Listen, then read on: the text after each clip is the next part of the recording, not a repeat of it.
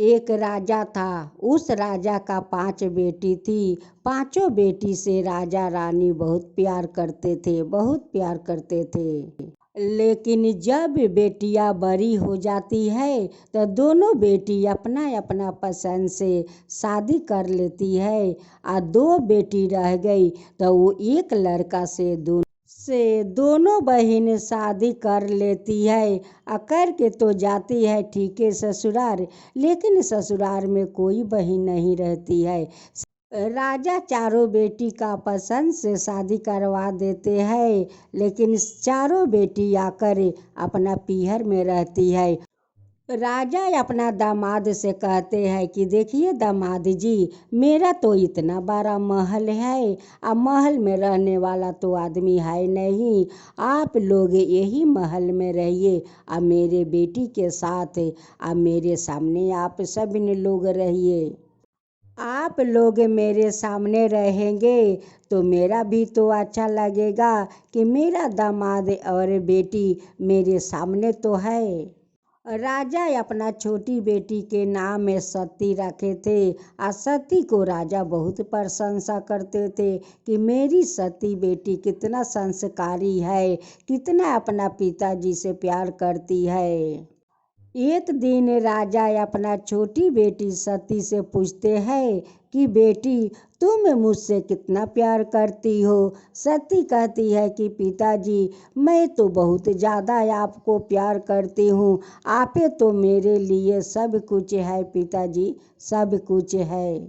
एक दिन की बात है, सती फुलवारी में अकेले फूल तोड़ने जाती है और वही फुलवारी में एक बैरागी से उनकी मुलाकात हो जाता है। बस वही बैरागी से उस सती प्यार करने लगती है। एक दिन चारों बहनें सती को उस बैरागी के साथ देखती है और कहती है कि सती, तुम उस बैरागी के साथ क्यों बात करती हो। वो कहती है कि दीदी, इस बैरागी से तो मैं प्यार करती हूँ। चारों बहनें कहती है कि देखो सती, तुम जो इस बैरागी से प्यार करती हो, पिताजी कभी स्वीकार नहीं करेंगे, इस भिखारी को कभी स्वीकार नहीं करेंगे। रूखी सूखी एक लड़का से जो शादी की थी, तो चंदर तो रूखा से प्यार करता नहीं, वो तो सूखी से प्यार करते थे और सूखी के साथ हमेशा रहते थे। अपना पति को देख कर रूखा बहुत दुखी रहती थी, बहुत दुखी रहती थी, उदास रहती थी। उनकी मन में कभी हंसी खुशी नहीं था। उनकी पिताजी देखते थे तो कहते थे कि भाई, मेरी सूखी बहुत खुशी रहती है, रूखा क्यों इतना उदास रहती है। लेकिन रूखा तो कभी कुछ कहती नहीं है, नहीं है पिताजी से कहती है और नहीं अपना माता से कहती है। एक दिन राजा अपना रूखा बेटी से पूछते हैं कि बेटी, तुम क्यों उदास रहती हो, तुम्हारा मुखड़ा पर नहीं थोड़ा हंसी दिखता है और नहीं तुम्हारा मुखड़ा पर थोड़ा सा खुशी है, क्यों इतना उदास रहती हो बेटी, क्या बात है।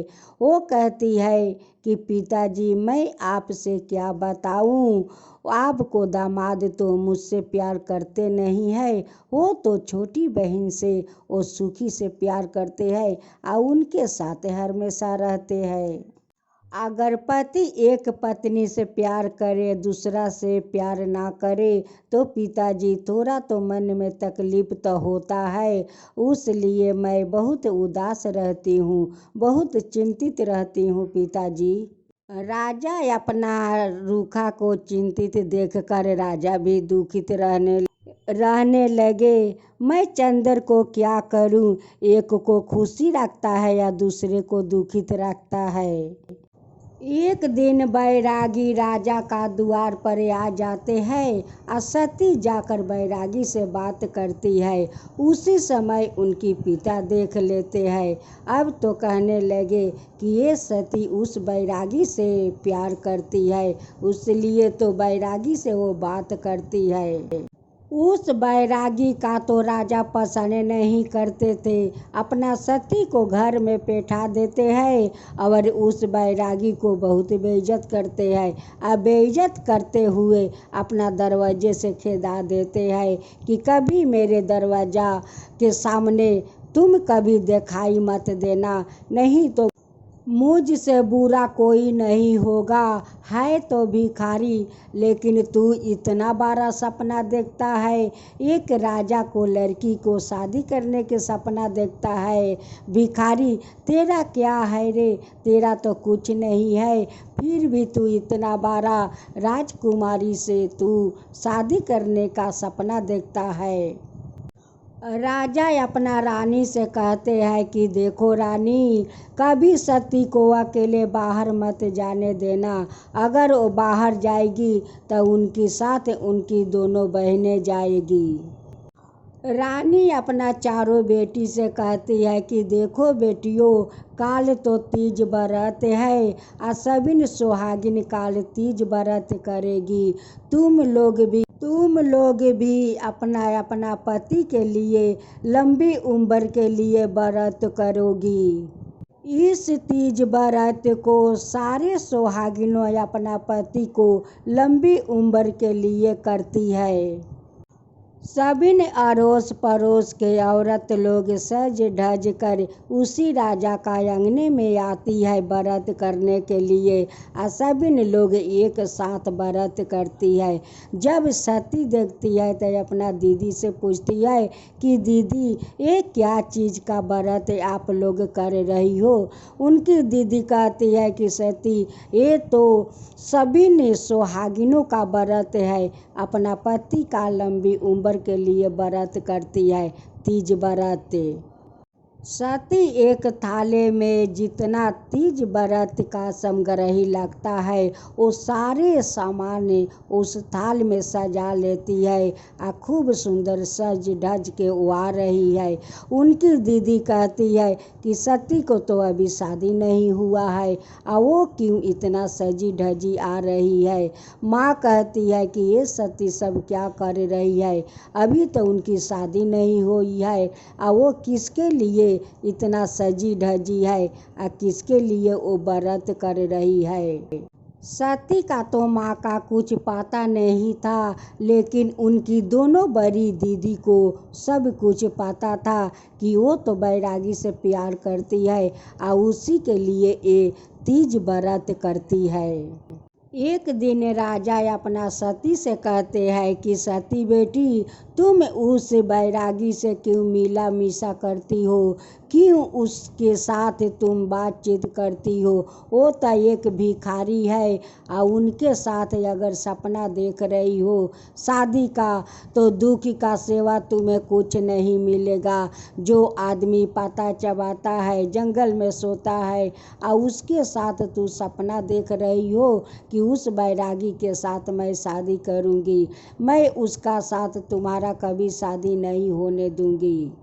सती अपना पिता से कहती है कि पिताजी, मैं तो उस बैरागी से प्यार करती हूँ पिताजी, मैं उसी से शादी करूँगी। उनकी पिताजी कहते हैं कि देखो सती, उस भिखारी को तो नहीं घर दुआर है और नहीं उनकी शरीर पर कपड़ा पहनने के लिए है और नहीं खाने पीने का, वो तो खुद पाता चबाता है या जंगल पर सोता है और तुम्हें क्या वो सुख देंगे और कहाँ पर रखेंगे? तुम उसके साथ शादी करने का सपना छोड़ दो। जब सती कही कि नहीं पिताजी, मैं उसी बैरागी के साथ शादी करूँगा, तब राजा का एक तरीका सूझा। वो रानी से कहते हैं कि हम लोग का घर में रहकर क्या करेंगे, चलो गंगा में हम लोग समाधि दे देते हैं।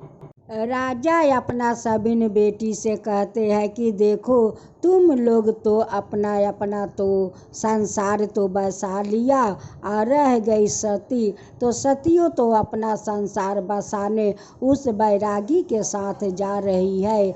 हम लोग का यहाँ पर रहकर क्या काम है? बच्चा लोग तो खुद अपना अपना जिम्मेदारी संभाल लिए है, तो मेरा तो यहाँ पर कोई काम नहीं है। मैं और तुम्हारा माता इस गंगा में हम लोग समाधि दे देते हैं। राजा अपना चारों बेटी से कहते हैं कि देखो तुम्हारा लोग का तो संसार हो गया है और सती भी जा रही है उस भिखारी के साथ अपना संसार बसाने। हम दोनों यहाँ पर रह कर क्या करेंगे बेटी, हम लोग दोनों यही गंगा में समाधि दे देते हैं और तुम लोग जाओ अपना अपना संसार बसाकर सूखे रहो। सती कहती है कि नहीं पिताजी, मैं तो आपसे बहुत ज़्यादा प्यार करती हूँ और आप क्यों समाधि देंगे, आपको मैं समाधि नहीं लेने दूंगी। राजा अपना सती से कहते हैं कि बेटी तुम तो उस बैरागी के साथ रहने जाती हो तो हमारा यहाँ कौन काम है, मुझे तो समाधि लेना है और हम दोनों समाधि लेने जाते हैं, बेटी जाओ तुम बैरागी के साथ रहो। सती कहती है कि नहीं पिताजी, मैं नहीं रहूँगी, मैं तो आपके सिवा मैं नहीं रहूँगी, मैं तो आपसे प्यार करती हूँ, अगर आप नहीं रहेंगे तो उस बैरागी से मैं शादी करके क्या करूँगी। आप महल लौट चलिए पिताजी, आप महल लौट चलिए, आप जो कहेंगे वही मैं करूँगी पिताजी, वही करूँगी। अब तो राजा रानी से कहते हैं कि देखो हम लोग का ये प्लान तो काम कर गया, अगर हम लोग इस प्लान को नहीं करते तो शायद सती वो बैरागी से शादी कर लेती। अब तो राजा बहुत खुश हो गए। रानी से कहते हैं कि देखो रानी, अगर हम लोग झूठ मूठ के ये समाधि को बात नहीं करते तो सती नहीं मानती, उस बैरागी से शादी कर लेती। देखो हम लोग झूठ मूठ का नाटक किया, हम लोग का बात सती मान ली।